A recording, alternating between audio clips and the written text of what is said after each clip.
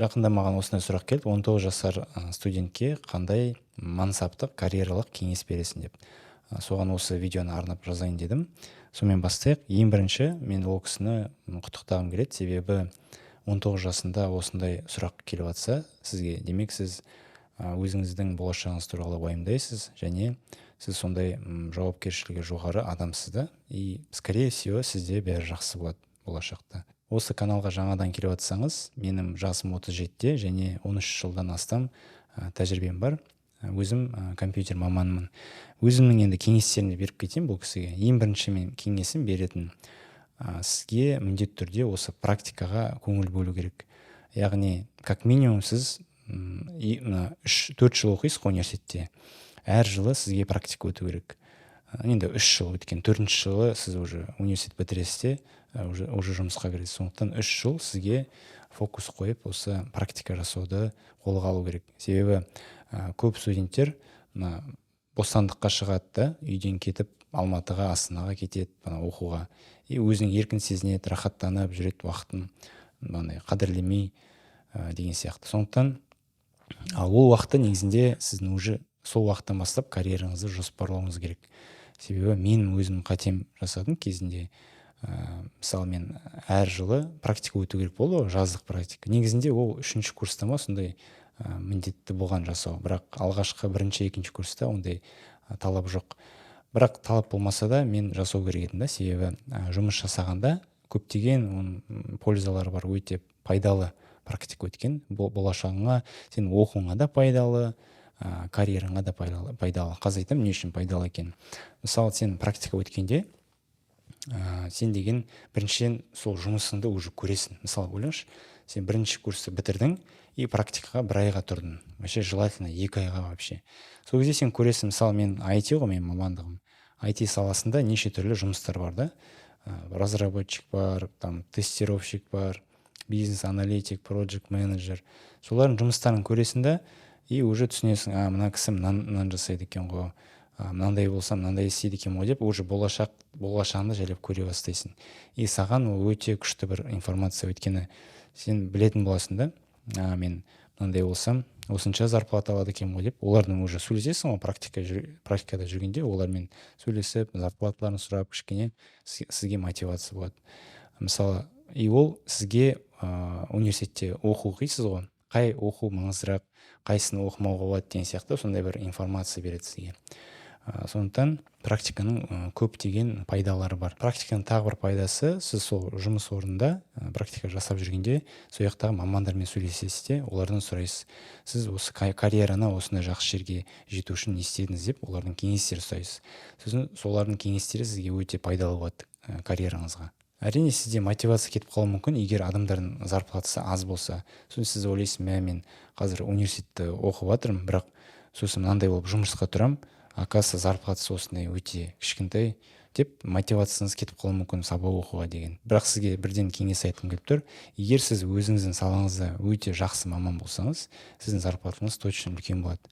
Неге? Себебі, мысалы, бір шаштаразды алайық та, шаштараздың зарплатасы көп емес деп ойлауы мүмкін да көп адам. Бірақ егер сен өте керемет шаштараз болсаң, жұмысыңды күшті жасасаң, сен миллионер боласың да. Ол барлығы өзіңе байланысты және стратегияға байланысты. Сол үшін сіз қандай мамандық уже таңдап қойсаңыз, 19 жаста уже университетте оқыватсыз ғой. Просто сол сізде қайтып университетте оқу негізі өте қиын. Сондықтан сіздің қазіргі бар салаңызды, университетіңізді жақсы оқуға тырысыңыз, и сіздің жұмысыңызды жақсы жасасаңыз, сізде зарплата точно жоғары болады да. Өйткені сіз қазір практиканы бір кішкентай компанияда жасап жатқан шығарсыз да, одан да үлкен компаниялар бар да.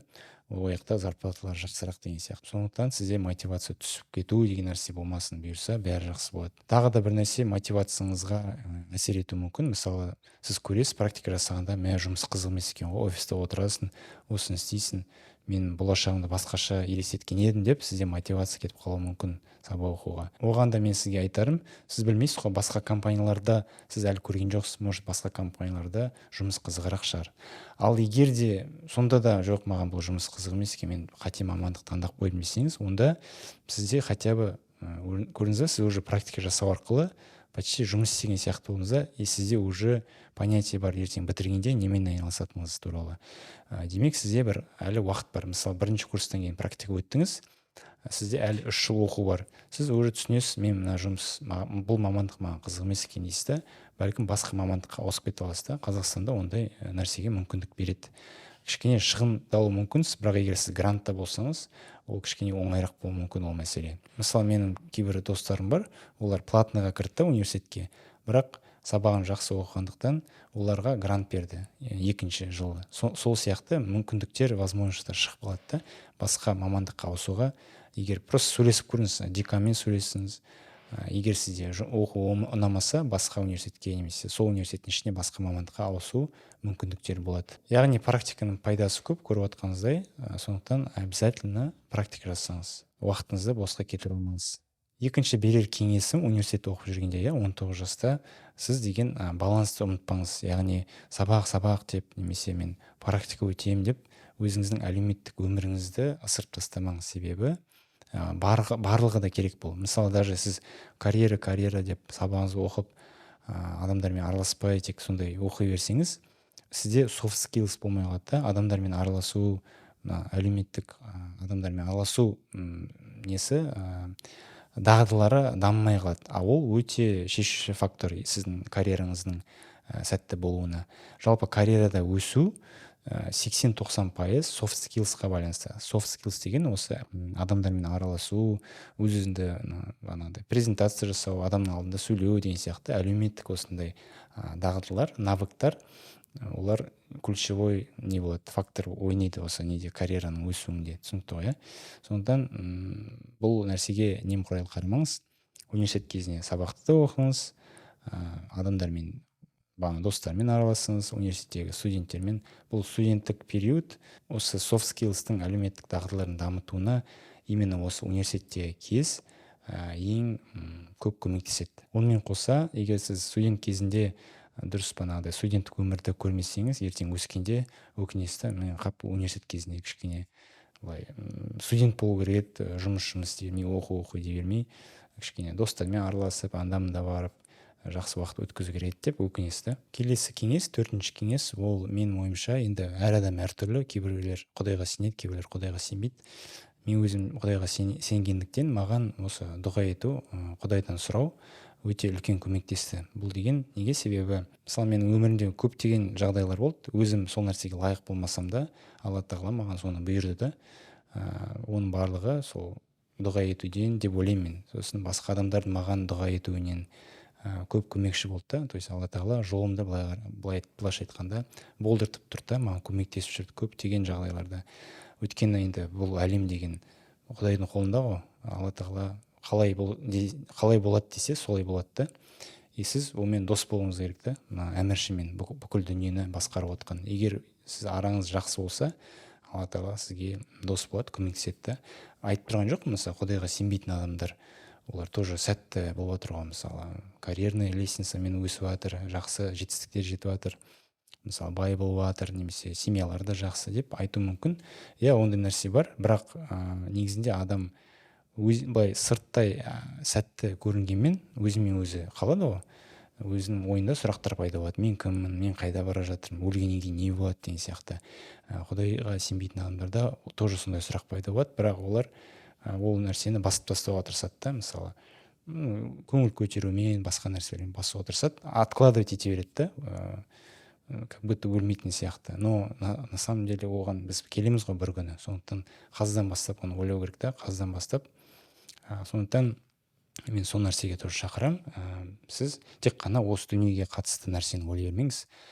Сіз деген болашағыңызды ойлауыңыз керек та, тоже өлгеннен кейінгі, бұл өмірге просто так келген жоқпыз ғой, тек қана тамақ ішіп жеп, көңіл көтеріп деген сияқты. Бұл өмірдің де мақсаттары бар да. Сондықтан өміріңіз тоже сәтті болу үшін Құдайдан тілеу керек деп ойлаймын. Сол кезде сізде бәрі жақсы болады. И соңғы кеңесім мен сізге бергім келген. Ойланып көріңіз, бәлкім сізге бұл мансап, карьера деген қызық емес шығар, может сізге арналмаған шығар да, может сіз бизнесмен болған дұрыс шығар сізге. Оны неге айтып отырмын? Себебі менде ондай ой болған жоқ та. 19 жасында бізде қатып қалған заң, мектепті жақсы оқу керек, университетті жақсы оқу керек, сосын сонда сен жақсы жұмысқа кіресің деген сияқты сондай ғана алгоритм болды да. Мен қазір уже өсе келе басқа бизнесмендерді көрдім, басқа нәрселерді көрдім. Мысалы маған, мен 19 жасымда болсам, мен бизнеспен айналысып көрер едім да, хотя бы тырысып көрер едім. Себебі мысалы мен қазір 3 балам бар, семьям бар, и қазір жұмысыңды ауыстыру өте қиын. Себебі сенің балаларың оқу керек, оның расходтары бар, оны жабу керексің. Ал егер сенде стабильный жұмыс болмаса, мысалы қазір мен бизнес жасап кетсем, бизнес нестабильный нәрсе да, бірақ бизнес үлкен доходтарға, үлкен ақшаларға алып келуге, баруға көмектесе алады да. Мысалы сен бәрібір карьерамен жүрсең, сен бәрібір де көп ақша таба алмайсың. Жақсы ақша табасың, өзіңе жететін, семьяңа жететін, кішкене откладывать етесің, бірақ кәдімгідей бизнесмендер сияқты көп ақша таба алмайсың. Сондықтан егер сізге көп ақша керек болса, мен карьера жасаймын, бай боламын деген, ол негізінде өтірік әңгіме. Былай относительно бай боласыз, тырыссаңыз карьерамен өсесіз, өзіңіздің семьяңызға неге жететін болады. Бірақ мынандай настоящий бай болмайсыз да, просто соны айтқым келіп тұр. Сіз 19 жасында сол нәрсені тоже қарастырып көріңіз. Бәлкім сізге бизнес жасаған дұрысырақ шығар. Может, сіз сол нәрсені ұнататын шығарсыз. Мен айтып тұрған жоқпын барлық адамдар бизнес жасау керек деп. Просто бизнес кейбір адамдарға келеді да, кейбір адамдарға келмейді. Кейбір адамдарға сол найнда жасаған жақсы да, бақытты болады деген сияқты. Сізге может не нәрсе керек, оны мен білмеймін, бірақ осы нәрсені ойланып көріңіз деп айтып жатырмын жалпы. Сол осындай 5 кеңес сіздерге қорытындылайтын болсақ, бірінші кеңес ол обязательно практика өту болды, университет кезінде. Кстати, университет кезінде тек жазды күтпей, оқу барысында 3-ші және 4-ші курстары, егер мүмкіндік болса, сабағыңыз қатты қиын болмаса, жұмысқа кіріңіз да, тұрыңыз, түске дейін сабақ оқып, түс қайта бір жарты күндік жұмысқа кірсеңіз, өте үлкен пайдасы болады соның сіздің карьераңызға. Бірақ бағанағы айтқандай, әлеуметтік социальная жизньді ұмытып кетпеңіз, басқа адамдармен араласып, мероприятие бір нәрселер болса, соған қалмай барып жүріңіз. Сол кезде ол сізге пайдалы болады. Сол бірінші кеңес сол, практика өту заранее университет кезінде уже. Екінші кеңес бізде өмір сүруге ұмытып кетпеу болды, яғни баланс жасау, оқуыңды, практикаңды, адамдармен араласуыңды. Үшінші кеңес сабақты жақсы оқу, себебі көп адам өкінеді да, ертең университет бітіргеннен кейін GPA деген нәрсе бар, ол балл төмен болғандықтан кейбір нәрселер жасай алмайды. Мысалы болашаққа тапсыра алмай қалатын, мен өзім достарым болды сондай, өкінді да, GPA жетпейді и болашаққа тапсыра алмайды. Немесе басқа да моменттер бар да сондай. Және де сабақ кезінде адам дұрыс сабақты оқымаса, ертең жұмысқа кірерде ол байқалатын болады. Мысалы ақылдыларды, умныйларды алуға тырысады да жұмысқа. Сен ақылың жетпей тұрса, бағана білім жағынан таяздау болса, кішкене саған қиын болады. Сондықтан soft skills емес, именно technical skills тоже маңызды.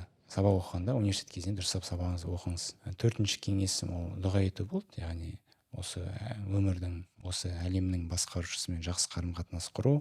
Және бесінші кеңес ол бәлкім бұл карьера сізге арналмаған шығар, может сізге бизнес жасаған дұрысырақ шығар, соны бір ескеріп көріңіз деп айттым. Сол қарағандарыңызға рахмет. Видео пайдалы болса төменге пікір қалдырып кетіңіз, каналға тіркеліп қойыңыз. Келесі видеода көріскенше сау болыңыз.